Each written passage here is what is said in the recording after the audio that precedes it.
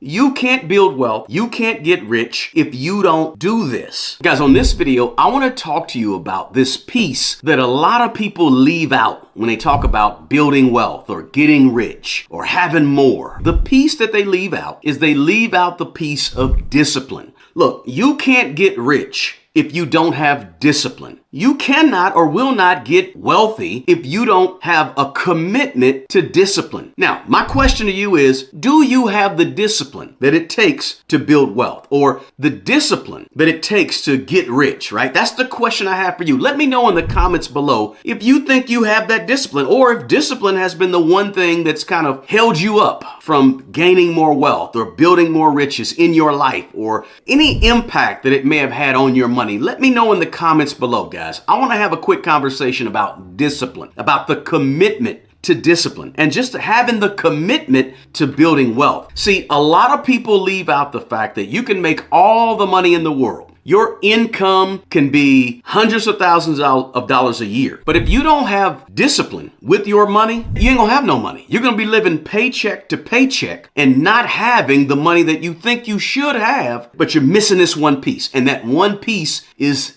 discipline, delayed gratification, a commitment to being committed to build wealth or to have more, or to manage the money properly. A lot of people, guys, don't have the discipline to work on their money. There's a lot of people that spend more time at the party over the course of a month. They spend more time at the party or getting dressed to even go to the party than actually working on their money, than having the commitment and discipline to simply work on their money, right? And most people don't have the discipline to stay working on their money long enough to see the results that they want to see. People tend to give up too soon on this whole piece of managing money, handling money, staying with money, going through the bumps and bruises with money, getting beat up a little bit here and there, making mistakes with money. But hear me on this, guys. Let me just ask you this question. If you look at your life and think about the one thing, just one thing, maybe several things, but think about one thing in your life that you committed to discipline to complete. One thing. For a lot of you, it could be a sporting event. It could be education, right? Even just graduating college or graduating high school for some people. But you couldn't have done that if you didn't have the persistence that you needed to stay disciplined enough to get up every day and go in, to get up every day and go to practice, to get up every day and go to work. Whatever it may be, you probably wouldn't have achieved it if you didn't have the discipline to do it. Discipline is everything when it comes to money. If you don't have the discipline to continue to invest your money in the stock market, even when you see the stocks go down, if you don't have the discipline to save money, to buy that piece of real estate, to add to your assets and grow your net worth, if you don't have the discipline to pay off your debts or pay off your debt on major items and get rid of that debt, if you don't have the discipline to stay in school, to go ahead and keep paying and working so you can pay for school, to finish school and get the higher paying job. Listen, when you commit to something and hang in there and keep going and tell yourself that you're not going to give up on it, you usually get to that something that you're trying to reach when you commit yourself to it. If you had that same level of commitment with your money, with your personal finances, imagine where your money would be. Imagine where your personal finances would be, your savings would be, your investing would be, right? Just imagine if you applied whatever discipline you committed to and applied towards that one thing that you thought about that you achieved. Just imagine where you would be with your personal finances. See, most people refuse to commit to focusing on and being intentional with their money. They're either scared for some particular reason, or they just don't feel it's necessary, or they just don't like it and enjoy it. And so there's a lot of people who, if they just turned around and were super intentional and persistent and consistent with their discipline, with their money would go so much further. There's people that refuse to do something as disciplined as a budget every single month. There's people that refuse to do the things that they know is right with money. And so they stay stuck in the bad behaviors. They stay stuck in the bad habits with money, or stuck in the blame game. It's not my fault. It's the government's fault. It's the way they're doing this or the way the president did that. People get stuck in these bad behaviors of blaming other things, or they may get stuck in the woe is me category, right? Well, I didn't have this growing up. They get stuck in a bad story from their personal life and how they grew up with nothing and no money. But listen, you got to get past all that. You can't stay stuck in the woe is me. You can't stay stuck in the blame game. That's the wrong place to be mentally. Get out of those bad habits. You need a refresher. You need a change in the way you view money, a revamping, a new outlook, or basically a new commitment to being dedicated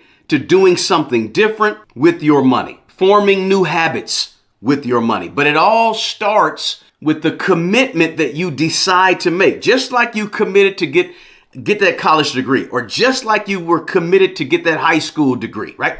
You got to get committed with doing the right things with your money. That takes discipline. Guys, if you get any value out of this video, do me a favor. Please smash that like button below. And also share this video with your family, your friends, or your network of good people. And if you're new to my channel, please consider subscribing to my channel. Now, let's get back to the video. I'm not talking at you. I'm talking really with you, because I've been there. I've made mistakes with my personal finances. And I made a lot of bad decisions. I think a lot of us, if you live long enough, you're going to make some bad decisions with money. We all make those mistakes, and we have our times of being inconsistent, or our times of almost wanting to give up, right? But you can't get stuck in the mistakes. You can't get stuck back in the mire and the mud of the mistakes you made. You got to live your life with your money moving forward, going forward, looking forward, making some changes, making some adjustments, but you got to get committed to doing those things. You got to learn from your mistakes and move on from there. And here's the kicker.